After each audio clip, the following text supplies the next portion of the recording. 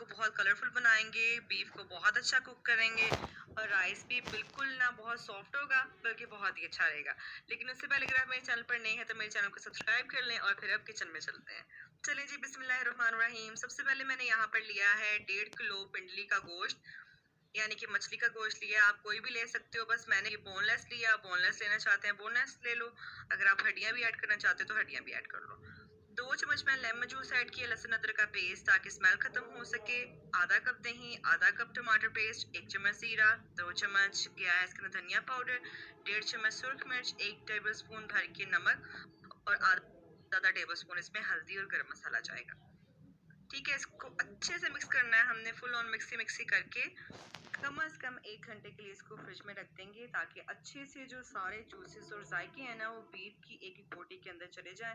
और ये ज़्यादा देर मैरिनेट करने से गोश्त इजीली पकता है और बहुत सॉफ्ट भी हो जाता है। 1.5 किलो चावल की हम बिरयानी बना रहे हैं, उसको मैंने चुन के साफ करके भिगो दिया है। मेरे चावलों को 1 घंटा लगता है भीगने में। अगर आप कायनात के सेला चावल यूज़ कर रहे हैं उसको कम से कम 3 घंटे या फिर 4 घंटे के लिए भी भिगो सकते हो। ब्राउन प्याज करने को टाइम लगता है, उसको मैंने रख दिया।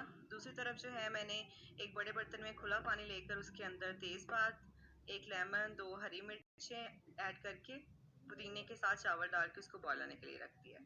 इतने में ब्राउन प्याज तैयार हो गया और साथ साथ ही चावल पक गए थे, क्योंकि ब्राउन प्याज होने में कोई 20-25 मिनट लगते हैं ना। तो उसके साथ साथ ही फिर जो है चावल हमारे पक रहे थे। अब ये देखिए माशाल्लाह, ये 95% डन है, यानी कि बिल्कुल भी सॉफ्ट नहीं हुआ लेकिन कच्चा भी बिल्कुल नहीं है। इसको ऐसे है कि अगर हम 5 to 10 मिनट्स दम दें ना तो ये घुलेगा नहीं बल्कि और ही खिल जाएगा और अच्छा हो जाएगा। इतना मैंने इसको कुक किया है। तो अगर आप बिल्कुल नए नए किचन में आए ना तो आपने भी बिल्कुल इसको कच्चा नहीं रखना कि 70-30 वाली रेशो करेंगे, बल्कि इसको ऑलमोस्ट डन कर लें कि दम लगे तो ये बिल्कुल डन हो जाए। इसके बाद जो है हम गोश्त की बुनाई के लिए यहाँ पे मैंने 1 कप ऑयल लिया है, थोड़ी सी दालचीनी, 3 जो है ये हमारे पास सुर्ख मिर्च है, मेरे पास गोल वाली मिर्च नहीं थी इसलिए मैंने ये वाली डाल। जीरे का 1 चम्मच, 1 बड़ी इलायची और 2 हरी इलायची। इनको हल्का सा बस कड़कड़ाएंगे यानी भूनेंगे, फिर इसके बाद इसके अंदर गोश्त ऐड कर देंगे।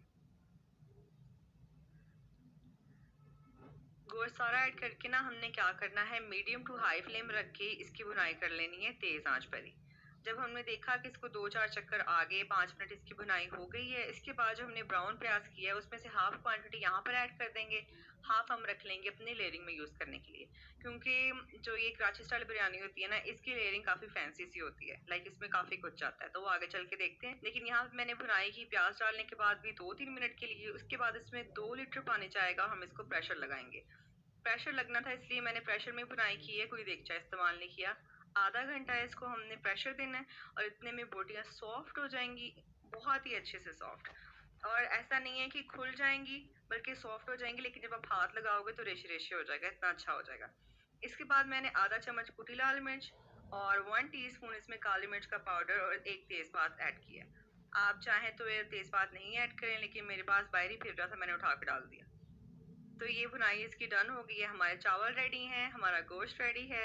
और अब हम जो है ना अपनी अच्छी सी लेयरिंग करते हैं। ओके, तो सबसे पहले आपने देगचा लेना है और आई प्रेफर कि नीचे जो है चावलों की लेयर हो, क्योंकि अगर गोश्त की लेयर नीचे होती है तो वो बिरयानी उतनी अच्छी नहीं रहती, और फ्लेम की वजह से गोश्त अगर जल जाए या मसाला जल जाए तो फिर स्मेल काफ़ी बुरी आती है।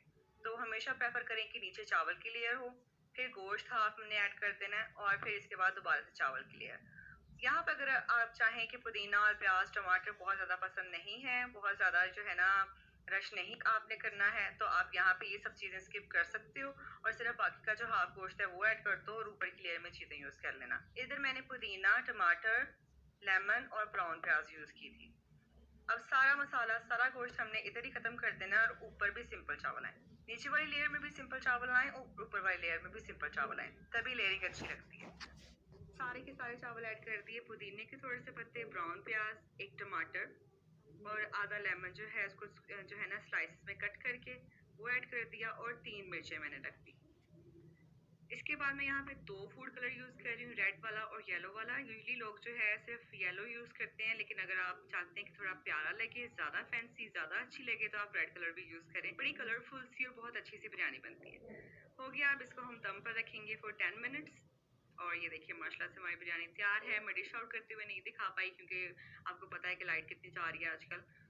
तो ये देखिए माशाल्लाह से इतना सॉफ्ट है ये बीफ और इतना मज़े का है। हमारी मैरिनेशन के मसाले बहुत अच्छे थे। हमने अपनी बोटी को बहुत अच्छे से कुक किया और ये बहुत सॉफ्ट है। चावल बहुत अच्छे खड़े-खड़े यानी